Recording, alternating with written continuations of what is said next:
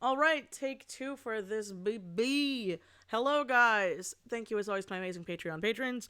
You guys made this entire Art-O-Ween possible. If you guys didn't know, I do have a Patreon, like many content creators and artists out there. And if you like merch and you want to support the girl, I do have physical rewards as cheap as $5, and I do ship internationally.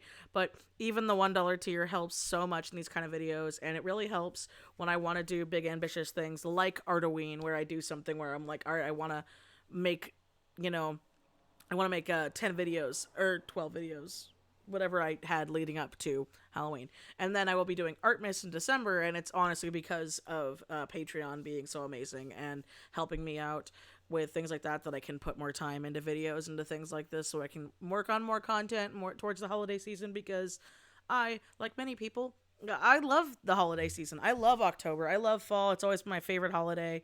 Um, and so, with that, I really wanted to also bounce out of my comfort zone this time around. So, what I really wanted was normally what I do is I have a redraw of my character Nyx. I've done it for quite a few years, but honestly, I just had no urge to redraw it. I still like the old one. I There are a couple things I would tweak, but I still like it, and I think that, like, I don't think you should redo something just because you've done it for multiple years. If you genuinely still like the product, if you're proud of the piece, be proud of the piece. And so, that being said, who knows? I might redraw it in a couple years. But as of right now, I want to do something different and bigger. And so I remembered, hey, I'm a fan of Safara Lou. I don't know if Safara Lou even knows I exist on this platform, but she's an amazing content creator. She's also big on TikTok, and she does a lot of traditional work and a lot of like stuff in her store lately, and I'm very, very proud of her. But I believe it was last year. If not, it could have been 2019. But I remember she created the like Halloween color palette challenge, and I'm like, you know what?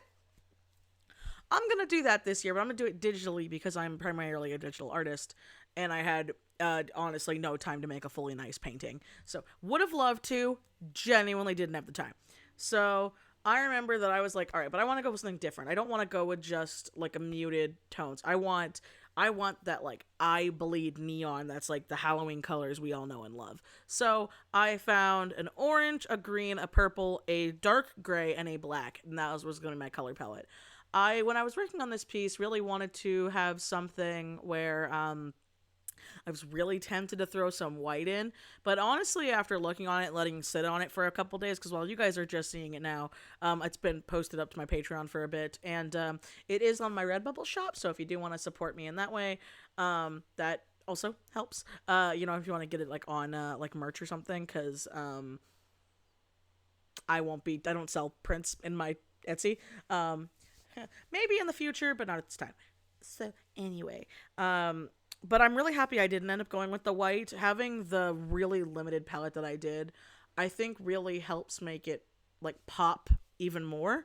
And so with this piece, I call it Puppet Master or Puppeteer, and I really got the idea because I love me a good symmetry tool in Procreate. You guys know it, but I wanted to try to have more exaggerated features, and this is something that I started working on more in my own stuff. Was I was working on more expressions and more wild things, because I've talked about this quite a bit.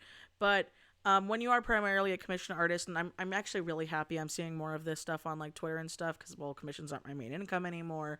um it is really nice seeing more like artists and people like who do commissions a lot and do a lot of freelance more talk about how, like, hey, please help us. You have no idea how nice it is if you have a pose you had in mind, or an expression you had in mind, or just something, because a lot of us, we eventually kind of get burnt out, and if enough of us have had enough clientele and done enough as like I have, you've got some horror stories of revisions and irritations and things like that, where you're just sitting there and you're like, why didn't you just tell me what you wanted? Why couldn't you find a pose online or Google or go in MS Paint and just give me like a pose? That would have helped so much. If you had an expression in mind, or like, oh, if this expression or something was just not out of realm for the character. I ended up feeling like my art was really stagnant for a long time, because I had gotten quite a few sent backs for commissions back in the day, where people didn't like how I drew their character. They didn't like the expression I picked, to where I ended up developing comfort poses because they were just very like basic, and the client liked it, so I just kind of went with it. And a lot of my older artwork really does show that. Like, there are lots of artwork, like a lot of my older pieces, where a character's mouth isn't even open, or they're not even like making that big of an expression. It's kind of like a very like calm smile or a frown. Which is fine. There's nothing wrong with muted expressions, but it's in a lot of my artwork because those were just, they were easy and I knew how to do them and it didn't irritate people. And so it was something that ended up being a problem with mine. And so whenever I do get clients or commissions that have like a very like detailed idea in mind, we can talk it through. Oh my God, it is so much nicer than someone just saying, here's my character. Which, by the way, for people who have commissioned me, I don't want you to feel bad if you're like, oh, well, here's my character.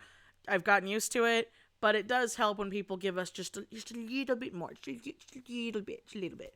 But so with that, I really wanted to do something a bit more exaggerated, and I also wanted to work with hands because I don't get to draw hands a lot, and it's also one of those things where I grew a comfort when it came to hands, and so with the fact that I like doing four fingers and working with that style, I really wanted to do something with like hands involved. And so I took some advice that I saw from some people where they were saying that like, hey, if you really can't find a pose that you're looking for on Google, and you can't get like the like little 3D models to work, take a photo of your own hand or get someone else and just trace it, learn where the muscles are, and use that.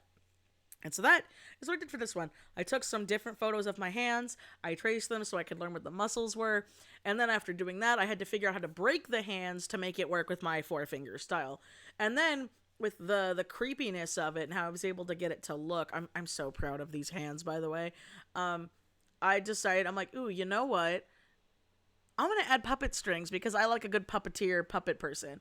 And my husband and I ended up going to Not Scary Farm for our anniversary this year, and so because of that I got to be around my people again, and it felt really great being around all the exaggerated makeup and the actors and the people, you know, with like really exaggerated features and going all out and, you know, just kind of being creepy and in your face.